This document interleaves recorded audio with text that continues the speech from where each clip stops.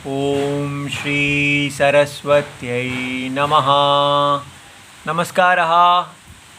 त्रयस्त्रिंशत् अधिक त्रिशततमी कक्षा। आज का हमारा सूत्र है तद्धितेष्वचामादेः 72117। अष्टाध्यायी जी में देखते हैं। ये देखिए 7वां अध्याय दूसरा पाद, और इसमें कैसे हमें ये वृद्धि जो है ये एक ही स्थान पे मिल गई है भगवान की, कैसे उन्होंने इन सूत्रों को रखा है। और पहले हमने मृजेर वृद्धि किया 114, फिर अचो णिनिति 115, फिर अथ उपधायाः 116। अब हम सीधा तद्धित पे जा रहे हैं कि तद्धितेषु अचाम आदेः। तो इसमें ये अंगस्य की अनुवृत्ति आएगी, मृजेर वृद्धि, अचो णिनिति, ठीक है। और अब इसको देखते हैं। ये देखिए हमारे ये अनुवृत्ति के सूत्र हैं।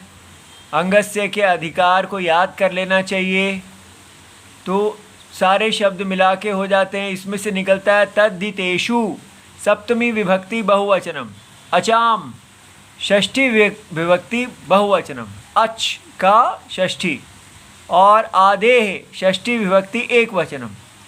वृद्धि जो है मृजेर वृद्धि से आ गया, प्रथमा विभक्ति एक वचनम, अचहा षष्ठी विभक्ति एक वचनम, णिनिति सप्तमी विभक्ति एक वचनम, और अंगस्य षष्ठी विभक्ति एक वचनम।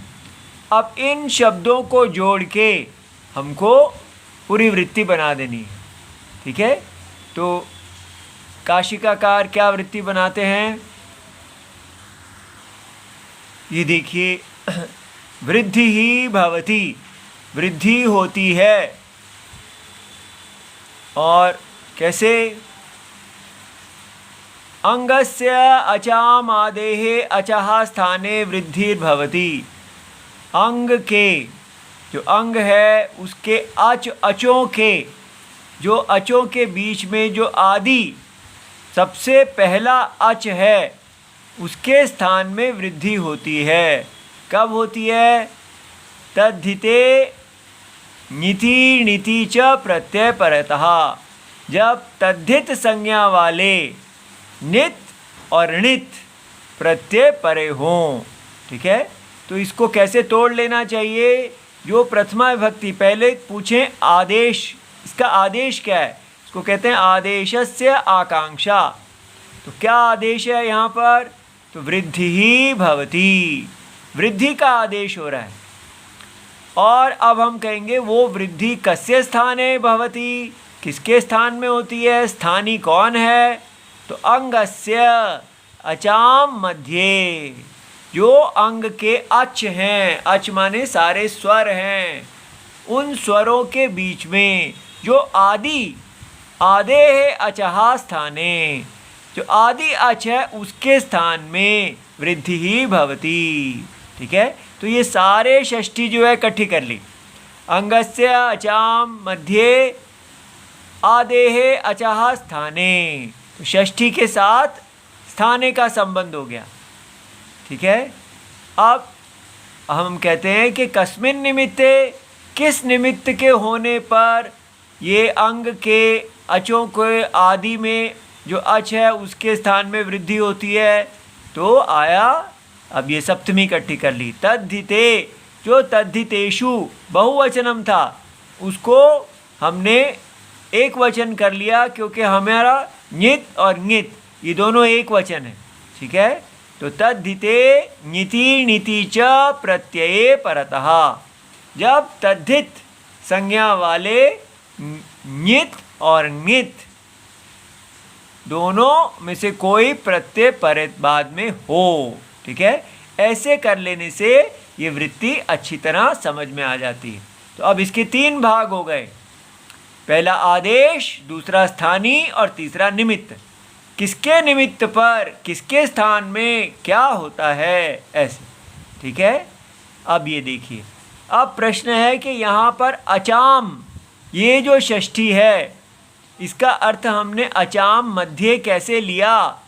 तो तो ये समझ में आया, ये निर्धारणे षष्ठी है। तो इसका सूत्र है यतश्च निर्धारणम, जिससे निर्धारणम है, और अनुवृत्ति षष्ठी और सप्तमी आ रही है 2, 3, 41। तो जाति गुण क्रिया भी, जाति गुण और क्रिया के द्वारा समुदायात, एक देशस्य, एक समुदाय में से एक देश का पृथक्करणम, इसको निर्धारणम कहते हैं।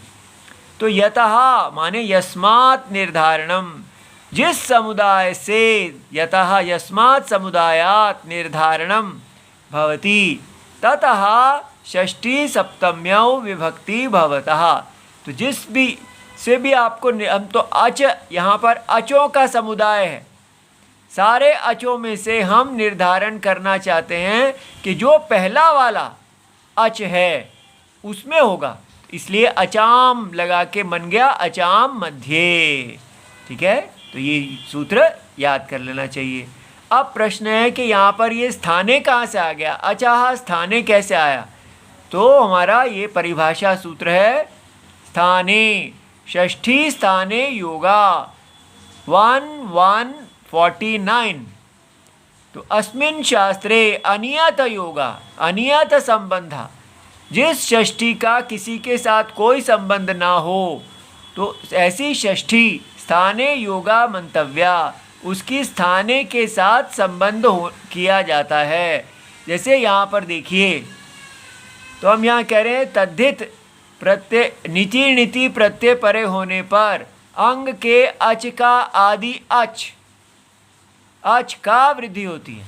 अच का वृद्धि होती है तो समझ नहीं आ रहा, पूरा बन नहीं रहा कि अच की वृद्धि होती है आदि अच के, तो आदि अच के स्थान में वृद्धि होती है। ठीक है, इसलिए जहाँ पर भी इस अच का अर्थ नहीं निकल रहा तो हम वहाँ स्थाने लगा देंगे। ठीक है, अब इसका ये जो सूत्र है ये अपवाद सूत्र है।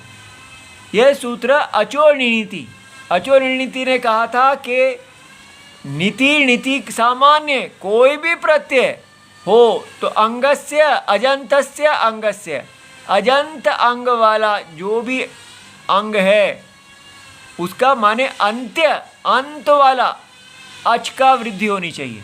लेकिन इस सूत्र ने कहा नहीं, अंत के अच की वृद्धि नहीं होगी, उसके आदि सारे अचों में से जो आदि अच है वहाँ वृद्धि होगी।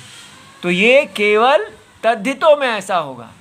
ठीक है, अच्छा, अब इसके उदाहरण देखे जाते हैं। तो गार्ग्यः, वात्स्यः, दाक्षी, प्लाक्षी, तो ये ञिति प्रत्यय में है। इसका विस्तार हम कल देखेंगे, आज संक्षेप में देख लेते हैं। गार्ग्य जो है गर्ग के साथ यंग प्रत्यय होगा, ये ञित है। तो गर्गादिभ्यः यंग 4:1:105, और दाक्षी में दक्ष के साथ इन प्रत्यय है, अतः इन 4:1:45, 4:1:95। और औपगवः जो है वो उसमें नीति है, तो कापटवः, त्वाष्ट्रः, जागतः इति, इन सब में णित है। तो प्राग दिव्यतो अण 4:1:83। तो ये सब कल धीरे धीरे देखे जाएंगे, विस्तार में इसको करेंगे। इति सर्वम शिवम प्रणाम।